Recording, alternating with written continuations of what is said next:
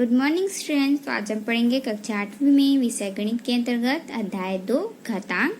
इसके पिछले वीडियो में हमने पढ़ा था कि घातांक को हम किस प्रकार लिखते हैं, घातांक क्या होता है और घातांक के नियम पढ़े थे। तो घातांक के नियमों में हमने इस तरह से सारे नियम को पढ़ा हुआ था, आप देख पा रहे हैं, है ना। इस तरह से मैंने आपको सारे जो नियम है वो आपको डिटेल में समझाया हुआ था कि कैसे जो नियम है वो आपको यूज़ करना है। ठीक है, तो आज का जो हमारा क्वेश्चन है उससे हम समझेंगे कि किस प्रकार आप हर प्रश्न में कौन से नियम का उपयोग कर सकते हो।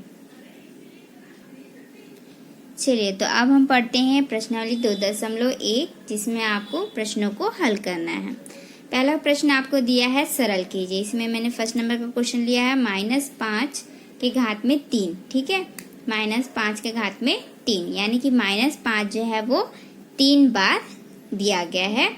ये आपका घात में संख्या दिया है। ठीक है, इसको आपको किस प्रकार हल करना है।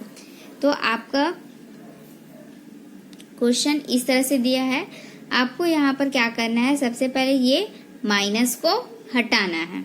ठीक है, क्योंकि अभी जो हमने फॉर्मूला पढ़ा है, ठीक है, इस तरह से अभी जो हमने यहाँ पर फॉर्मूले जो पढ़े थे उसमें आप देख पा रहे होंगे कि कहीं पर भी फॉर्मूला में माइनस यूज नहीं होता है। ठीक है, यहाँ पर देखो, यदि माइनस जो दिया था वो सिर्फ घात में ही था, उसको हमने चेंज किया था, है ना। लेकिन जो हमारा आधार होता है उसमें हमारा कहीं पर भी माइनस नहीं होता है। होता है क्या, फॉर्मूले में नहीं होता है। ठीक है, तो इसमें हमको क्या करना है, यदि हमारे आधार में माइनस दिया है तो उस माइनस को हमको हटाना है, क्योंकि फॉर्मूला जब हम लगाएंगे तो माइनस वहाँ पर नहीं होना चाहिए। ठीक है, फॉर्मूला में माइनस हमारा होता ही नहीं है, इसलिए हमारा जो आधार है उसमें माइनस नहीं आना चाहिए। तो इसको हम इस प्रकार से हल करेंगे।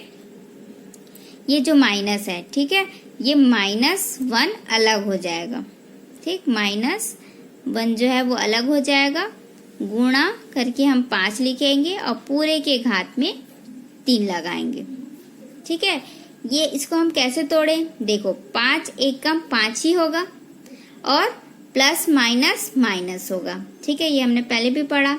ठीक है, तो यहाँ पर प्लस माइनस माइनस, 5 एक कम 5, तो इस तरह से जो माइनस है उसको मैं -1 लिख सकती हूँ, -2 नहीं लिख सकती। क्यों, क्योंकि 5 दूनी क्या हो जाएगा, 10 हो जाएगा। यहाँ पर वही संख्या आनी चाहिए, है ना। हमको तोड़ना भी है तो ऐसे तोड़ना है कि ये जो संख्या है वो बदलनी नहीं चाहिए।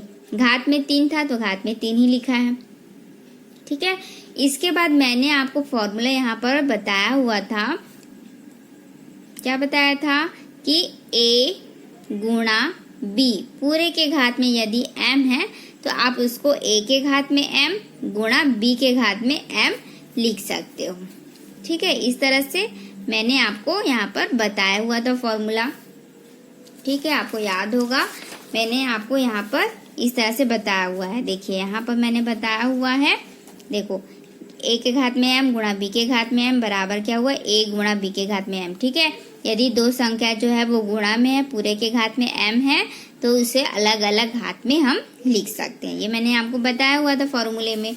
ठीक है, तो उसी तरह यहाँ पर आपको लिखना है और फिर इसके बाद हम हल करेंगे। तो इसको हम क्या कर सकते हैं, फॉर्मूला लगाए तो फॉर्मूला हमको इस रूप में था, हम इस रूप में लिखेंगे। तो ये क्या हो जाएगा, -1 के घात में 3 हो जाएगा, क्योंकि m का मान क्या है, 3 है, और 5 के घात में 3 होगा। कैसे हुआ, देखो a की जगह यहाँ क्या है, -1 है, बीच में गुणा दिख रहा है, और b की जगह हमारा 5 है। कंपेयर करेंगे, a की जगह हमारा -1 है, b की जगह हमारा 5 है, और ऊपर m है, m की जगह हमारा 3 है।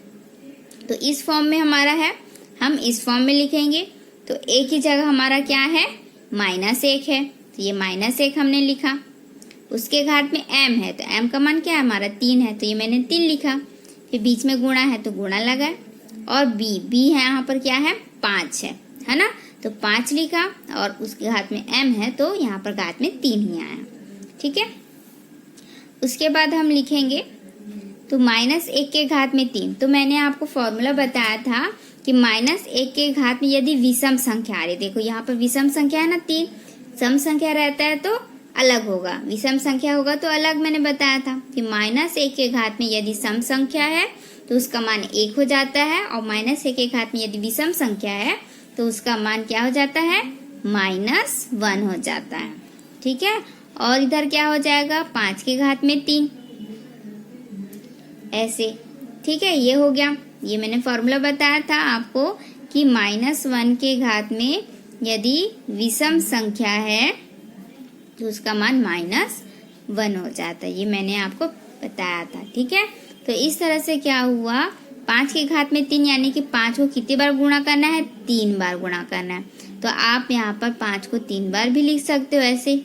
ठीक है, गुणा करो, 5 एकम 5 25, 25 पंचे 125, तो -1 गुणा 125, तो आंसर कितना आ जाएगा, 125 एकम 125, और ये प्लस माइनस माइनस।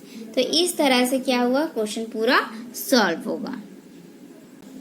तो इस तरह से आप किसी भी प्रश्न को हल कर सकते हो। सबसे पहले आपको क्या करना रहेगा कि आपको इस माइनस को हटाना है। ठीक है, सबसे पहले इस माइनस को हटाना है, तो यहाँ पर हम कोई भी संख्या नहीं लिख सकते सिवाय 1 के, क्योंकि आपका वही संख्या आना चाहिए। आप दूसरी संख्या लोगे तो संख्या यहाँ पर क्या हो जाएगी, बदल जाएगी। तो आप इसी को ही इस रूप में तोड़ रहे हो, इसीलिए 5 एकम 5 ही लोगे, है ना, इसलिए -1 आप अलग लिखोगे और 5 के घात में 3 लिखे, जो हमारा प्रश्न में रहेगा वही लिखेंगे। फिर उसके बाद हम क्या करेंगे, इसको अलग अलग घात में लिखेंगे।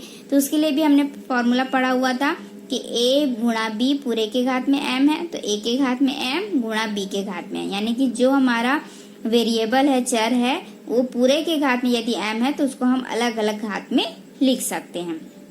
कब लिख सकते हैं, जब हमारा जो घात है वो एक ही हो, है ना। तो यहाँ पर भी दोनों के लिए घात 1 था, इसलिए हम इसको अलग अलग घात में लिख पाए। ठीक है, उसके बाद हमने पढ़ा था कि -1 के घात में यदि सम संख्या होता है तो उसका मान 1 होता है, और यदि -1 के घात में विषम संख्या है तो उसका मान -1 होता है। तो इस तरह से इसका मान पूरा क्या हो गया, -1 हो गया। यहाँ पर और घात में 3 नहीं आएगा क्योंकि इसको हमने हल कर लिया। ठीक है, उसके बाद यहाँ 5 के घात में 3 था, यानी कि 5 जो है वो कितने बार लिखना है, 3 बार लिखना है।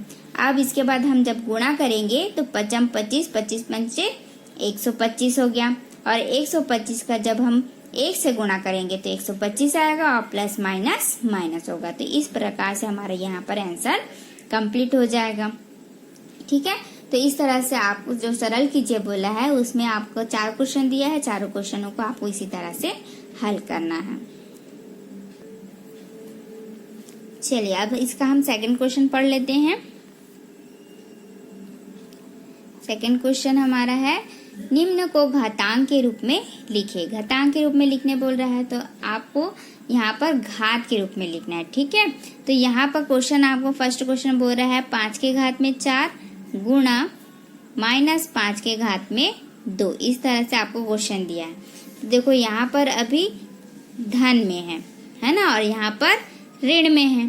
तो आप कैसे करोगे कि आपका जहाँ पर ऋण है सिर्फ उसमें से ही माइनस हटाना है। इसे तो पहले से ही प्लस है, आपको फॉर्मूला प्लस में दिया है, तो ये तो ऑलरेडी प्लस में है, तो इसको आपको हल करने की कोई आवश्यकता नहीं पड़ेगी। आपको यहाँ जो माइनस दिया है उससे आपको हटाना है।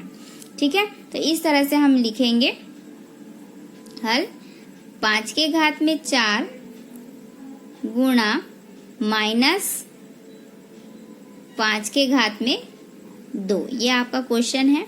इसको हम इस तरह से हल करेंगे, 5 के घात में 4 गुणा -1 मल्टीप्लाई बाय 5 पावर में क्या आ जाएगा 2, क्योंकि 5 एकम 5 होगा, अभी हमने देखा।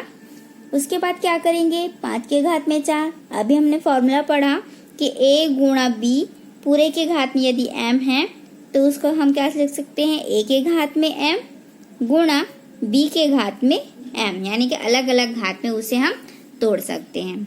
ठीक है, उसके बाद क्या करेंगे, 5 के घात में 4 गुणा, अब यहाँ पर क्या हो गया, -1 के घात में सम है कि विषम, सम है, तो सम है तो क्या हो जाता है, -1 के घात में सम संख्या रहता है तो उसका मान डायरेक्ट 1 हो जाता है ना। फिर क्या हो जाएगा, ये 5 के घात में 2 हो गया। ठीक, अब 5 के घात में 4, क्योंकि 5 एकम क्या हो जाएगा 5 होता है ना, तो ये 1 हट जाएगा और 5 के घात में 2। इस तरह से यहाँ पर पहले आपको सरल करने बोला था, इससे आपको समझ में आ गया था कि आपको स्टार्टिंग में किस तरह से हल करना है। इसलिए अभी जब मैंने सेकंड क्वेश्चन बताया तो इतना डिटेल से नहीं बताया, क्योंकि अभी हमने उस प्रश्न को हल किया कि आप किस प्रकार से किन फॉर्मूलों का यूज करके इसको बदले हो, है ना।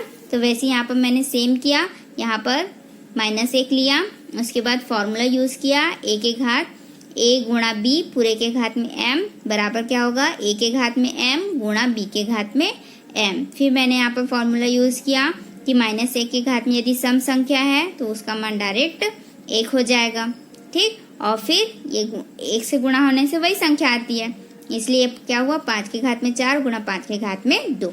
ये जो है इतना पूरा हमारा पहला जो क्वेश्चन था सरल कीजिए उससे ही मैंने लिखा हुआ है, ठीक है। इसके बाद आपको क्या करना है, देखो पहला जो क्वेश्चन बोल रहा था उसमें सरल कीजिए बोला था, इसलिए हमने यहाँ पर डायरेक्ट पूरा आंसर लेके आए। इसमें कोई घात में संख्या नहीं है ना, घातांक के रूप में हमने नहीं लिखा। लेकिन सेकंड जो क्वेश्चन बोल रहा है वो उसको क्या बोल रहा है, घातांक के रूप में लिखे, यानी कि आपका जो ये से घात आ रहा है ना, ये होता है घातांक, है ना। मैंने पहले ही बताया कि घातांक क्या होता है कि जो इसमें घात में संख्या आनी चाहिए।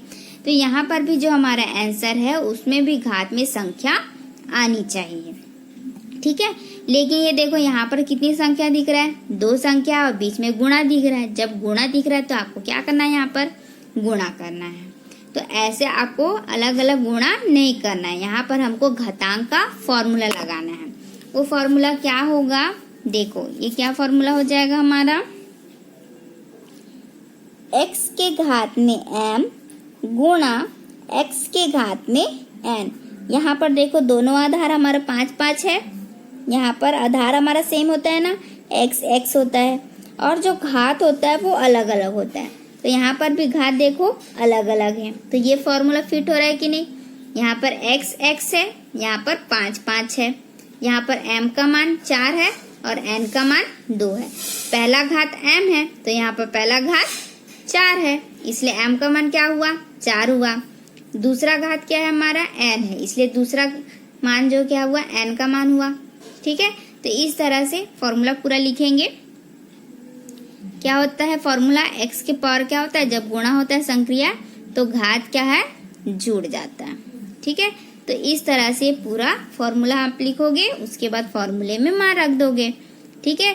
तो यहाँ पर हमारा फॉर्मूला क्या कहता है कि x एक बार लिखना है, यानी कि 5 यहाँ पर आधार जो है वो एक बार होगा और घात जो है वो इसके जुड़ जाएंगे, यानी कि m प्लस n। ये हमारा m था और ये हमारा n था, तो m प्लस n इसी तरह से लिखना है, ठीक है। बहुत सारे बच्चे क्या करते हैं कि घात सही नहीं लिखते, घात को इस तरह से लिख देते हैं। तो ये देखो ये क्या है, 52 है ना, इसको आप क्या पढ़ोगे 52। तो ये हमारा घात नहीं है, घात हमको इस तरह से ही लिखना होता है, ठीक है। तभी आप इसको घात पढ़ पाओगे कि ये 5 के घात में 2 है। ऐसे साथ में लिख दोगे तो वो तो 52 कहलाएगा, है ना। तो इस तरह से नहीं, आपको इस तरह से घात लिखना होता है, ठीक है। तो यहाँ पर हम क्या लिखे, देखे इस तरह से मैंने लिखा 5 के घात में 4 धन 2। यहाँ पर स्पष्ट आपको दिख रहा है कि ये आपका घात में है और ये आपका आधार है, ठीक है। एक साथ ऐसे नहीं लिखना है, ठीक। फिर आगे हम पढ़ेंगे क्या हो जाएगा, 5 के घात में 4 और 2 कितने हो गए, 6, ठीक है। अब इसके बाद हमको हल यहाँ पर नहीं करना है, 5 को 6 बार गुणा करके नहीं लिखना है। क्यों नहीं लिखना है, क्योंकि आपका क्या है, हमें घातांक के रूप में बोला था प्रश्न की घातांक के रूप में लिखिए। तो ये देखो हमारा घातांक के रूप में आ चुका है, घात हमारा अंक में आ चुका है, ठीक है। तो इस तरह से आपको पूरे क्वेश्चन सॉल्व करने हैं, ठीक है। जिस प्रश्न में आपका माइनस दिया है सिर्फ उसमें ही आपको हटाना है, जिस प्लस था वो प्लस में ही रहेगा, ठीक है। माइनस किस प्रकार हटाना है मैंने आपको बताया, ठीक। -1 लेना है, यदि आपका सम संख्या आ रहा है तो आप +1 लिखोगे, यदि यहाँ पर घात विषम संख्या आ रहा है तो -1 हो जाएगा, ठीक है। उसके बाद आप इस तरह से लिखोगे, बीच में देखोगे यहाँ पर क्या दिया हुआ है, तो यहाँ पर दोनों आधार आपके बराबर थे और यहाँ पर बीच में गुणा था, इसलिए मैंने यहाँ पर गुणा वाला फॉर्मूला लगाया। x के घात में m गुणा x के घात में n बराबर x के घात में m प्लस m। जब हमारा आधार बराबर हो तो घात हमारे जुड़ जाएंगे। तो इसी तरह मैंने यहाँ पर लिखा 5 के घात में 4 धन 2, क्योंकि आधार हमारा 5 था और यहाँ पर m और n 4 और 2 थे। ठीक है, तो 4 और 2 को जोड़ दिया तो कितना हो गया 6। तो इस तरह से हमारा क्या हुआ, आंसर कंप्लीट हो गया। हमको घातांक के रूप में लाना था, तो ये हमारा घातांक आ चुका है।